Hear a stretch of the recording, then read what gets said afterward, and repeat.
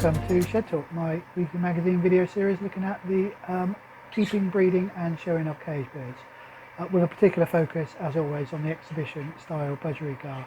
Having checked my records, I appear to be slightly behind in terms of pairing up the budgerigars. I'm not sure how that's come about. Maybe the holiday and also some other stuff that I've got going on, particularly with my son going off to university. So I am probably about 2 weeks behind, and I haven't yet finished cleaning all of the breeding cages. So that's a priority for me this week, is to get those finished and then look to start pairing up the birds.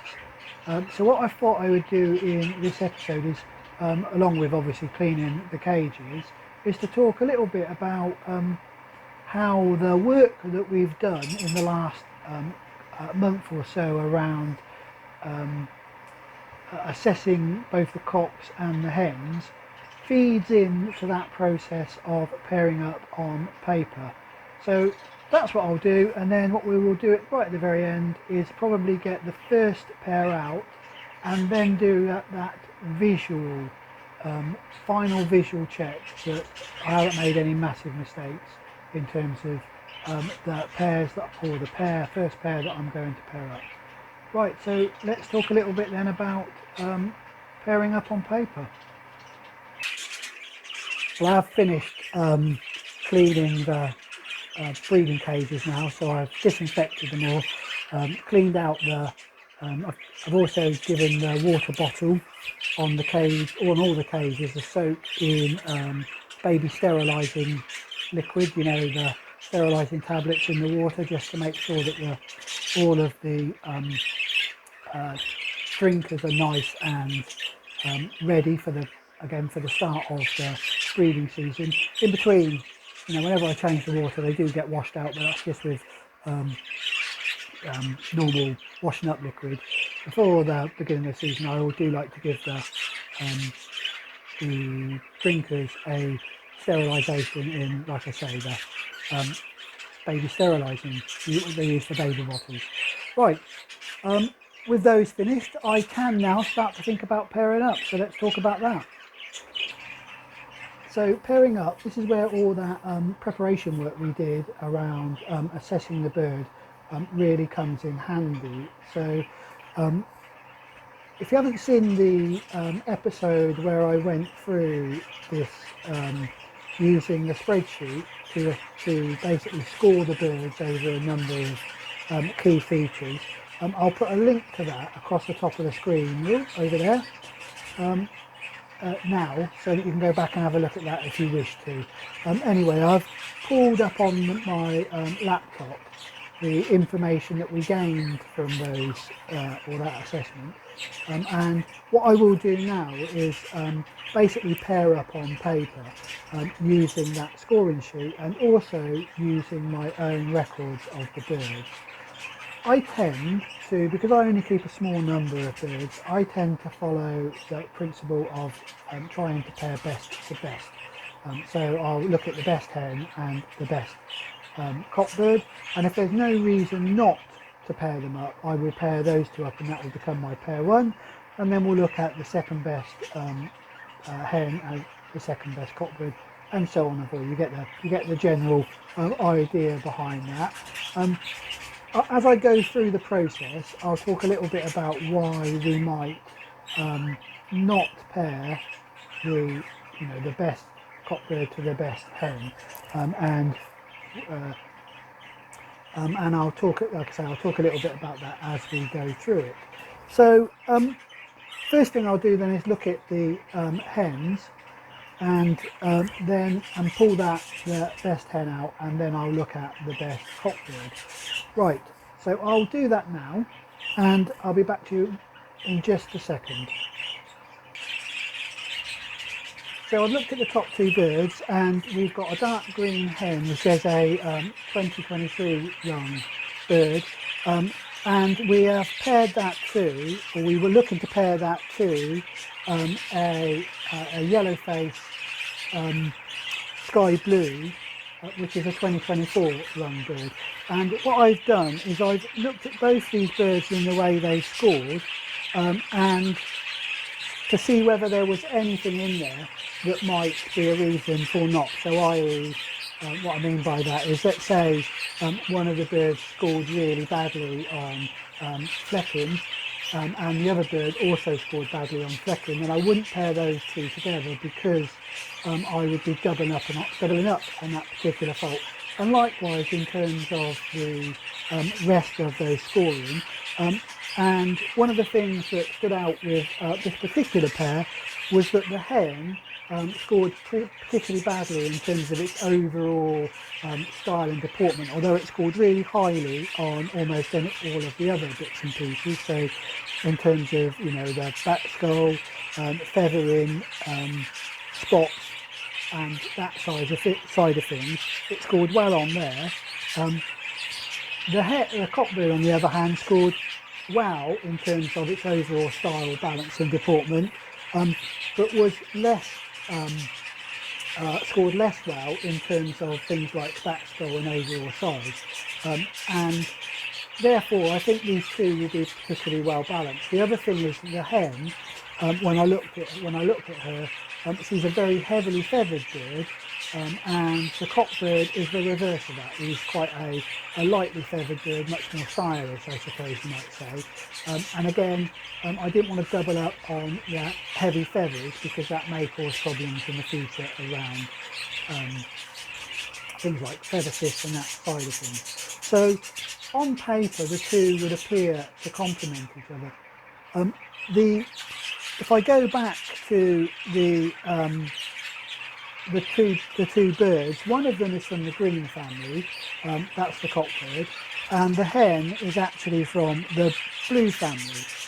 So that indicates to me initially that they may not be too closely related. If they were both from the same family, then I'd be a bit concerned that they might be really, really closely related. But but that's not to say I wouldn't pair them up if they were related in some way. So the next step though is to double check that relationship, and I do that by using my breeding records. Now, those of you that regularly watch the channel will know that I use a Zooeasy to keep my records, and this allows me very quickly to check how close these two are to breeding. Right, so I'm just going to pull up that my database, and we'll have a look at that in just a second. So the Zooeasy program actually allows me to do a trial breeding pair, which is what I'm about to do now. So I enter the two, the cockbird and the hen bird, and then first of all what I will do is do a calculate relationship percentage. And that gives an indication of how closely they are related. What I don't want to really do is to have two birds that are very, very closely related, and for me the percentage, if it goes above sort of the mid-20s, so if it's up in towards the 30s, I will have to really seriously think about whether they are suitable or whether I really, really want it. And obviously if it goes above 50%, then again, unless there's a real feature in those two birds that I want to put together, I would probably discount that pair. In this case we're fine, because what it's actually saying is that there is a 13% relationship, so there's only 13% of the genes are in effect the same. What I can then do, having done that, what I will then do is look at the trial pedigree, and that will bring up the entire pedigree of the birds, so I can look back and see where they are. Now in Zooeasy this is quite quick to see, because it gives me some coloured dots next to the bird that they share, and in this case they share a light green cinnamon hen. And it also allows me to look at the number of generations that I can pick on. I like to do as many generations as possible, just because this gives me a better view, and I can then go back through those there's also, if I do the maximum number of generations, I can also see that there is a cockbird, so a grey cinnamon cockbird that they share. But overall, the percentage of this particular pair isn't too bad, and any offspring will have an inbreeding coefficient of about 6.74%, which is, you know, nice and low. Perhaps a little bit too low, some might say, but it's relatively nice and low. So I'm happy with pairing these two up. So that really completes the paper part of this. So I'm now happy that on paper these two pairs complement each other. I've looked at their faults. I've looked and made sure that I've not paired double faulted, so two containing the same fault.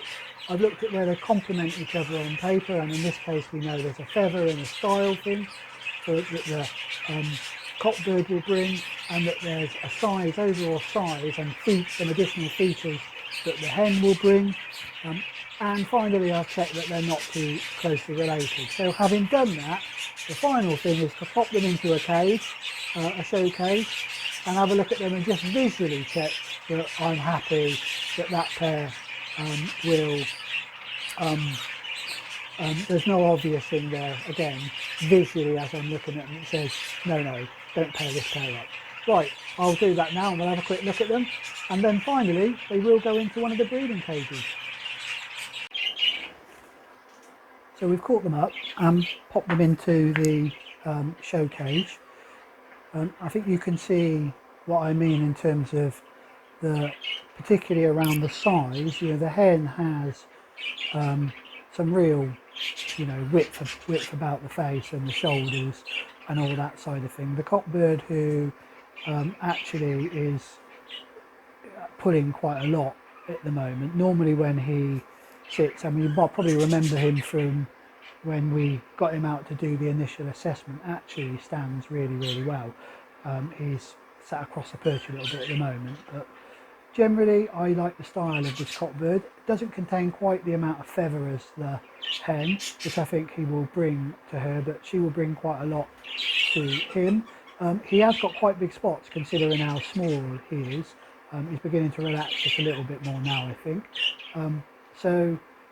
I can't see any reason why I wouldn't put these two together. Now I know there'll be, or I expect there may well be a couple of people out there who are looking at this pair and saying that the hen's probably too good for him. However, that's my personal choice with these, is that these two, given how they've come out in my scoring system, that these two birds will go quite well together.